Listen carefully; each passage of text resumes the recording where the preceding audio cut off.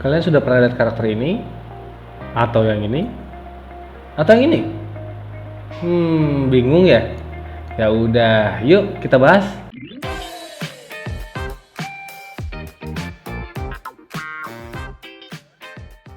Halo teman-teman, ketemu lagi dengan gue Kian di channel Belajar Tiap Hari. Nah, hari ini kita akan belajar tentang satu karakter yang bernama Plague Doctor, atau dalam bahasa Indonesia disebut Dokter Wabah. Sebelum kita masuk ke pembahasan, jangan lupa untuk dukung channel ini ya, agar bisa membuat lebih banyak video untuk dipelajari. Dengan cara like, komen, dan subscribe channel ini. Gratis kok.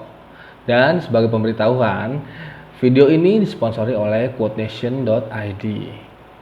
Nah, Quotenation adalah sebuah produsen jasa sablon dan bordir untuk berbagai merchandise seperti kaos, topi, jaket, tas, mug, tumbler, dan masih banyak lagi.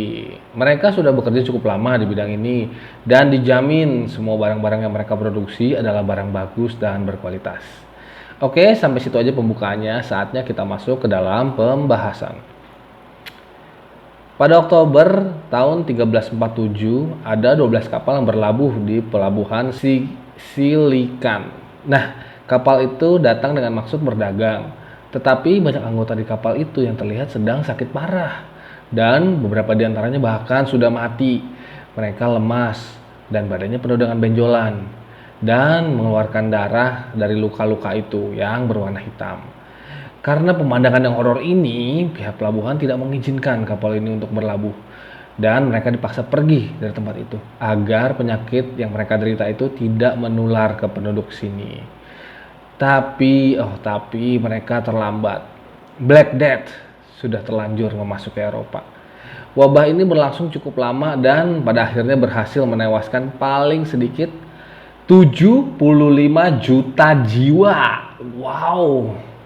Nah, ada penelitian lain juga yang mengatakan semestinya jumlah yang meninggal di waktu itu adalah sekitar 150 sampai 200 juta jiwa. Gile.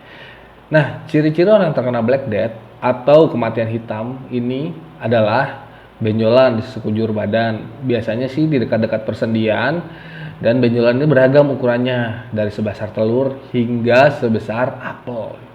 Yes, apel. Diikuti dengan lemas, muntah-muntah, diare, demam, dan sekujur badan terasa sakit dan tidak nyaman. Kebanyakan yang sudah terkena penyakit ini pada akhirnya meninggal. Nah, Black Doctor ini adalah dokter-dokter yang muncul di masa itu untuk menangani kasus Black Death ini.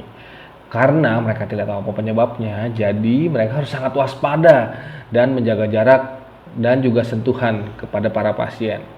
Setiap pagi ketika mereka bangun tidur, mereka sebelum pergi kerja, mereka pasti mengenakan celana kulit, sepatu boot yang tinggi, kemeja, dan ditutup dengan jaket kulit yang panjang hingga lutut. Lalu sarung tangan yang terbuat dari kulit juga. Bagian kepala diperban hingga menyisakan bagian wajah dan memakai topi kulit. Terakhir, mereka memakai sebuah topeng yang menyerupai gagak.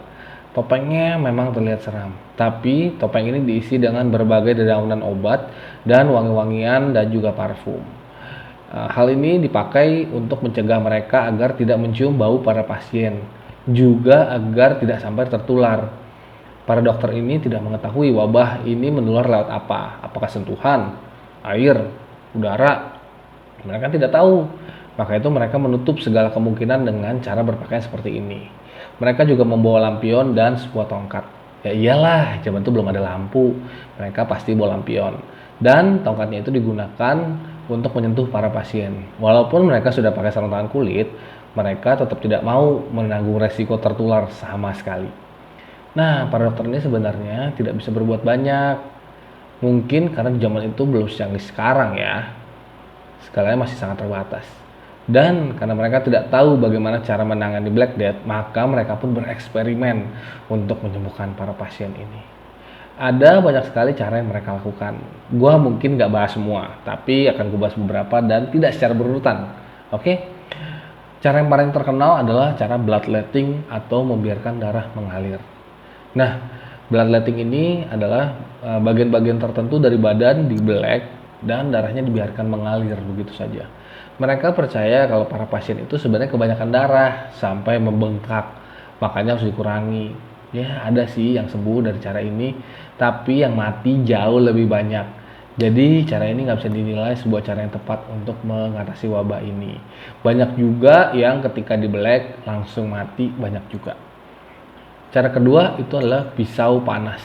Ya, nggak pisau doang sih, tapi benda logam yang tajam dan dipanaskan. Nah, benda ini ditancap gitu aja ke benjolan para pasien. Wow, lu bisa bayangin seberapa sakitnya? Panasnya logam ini dipercaya bisa menyembuhkan. Tetapi ironisnya banyak yang langsung mati ketika ditusuk dengan logam panas ini. Ngeri banget. Dan ada juga cara-cara lain seperti merendam pasien dengan air cuka ataupun air mawar. Tapi semua cara itu tidak terlihat berhasil. Tidak ada cara yang benar-benar tepat untuk menyembuhkan pasien ini. Lama-kelamaan, seiring dengan bertambahnya korban karena wabah ini, para dokter sudah tidak kuat, tidak sanggup lagi melayani para pasien. Maka mereka menutup rumah sakit. Para pasien banyak yang lalu pergi ke gereja untuk mereka minta air suci. Ya, mungkin aja bisa sembuh gitu ya. Tapi lama-lama pastornya juga capek untuk menerima para pasien itu. Jadi ya pastor juga menolak. Karena korbannya sangat banyak, pemerintah tidak sanggup mengurusnya.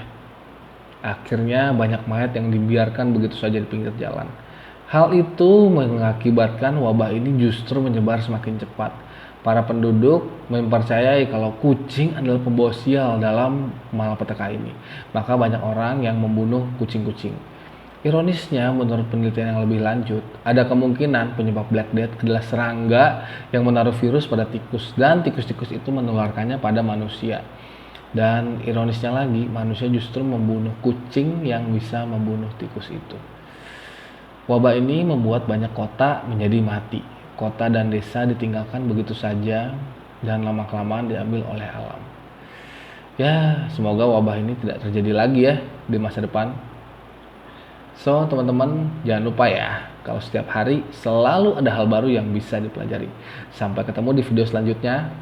Ciao!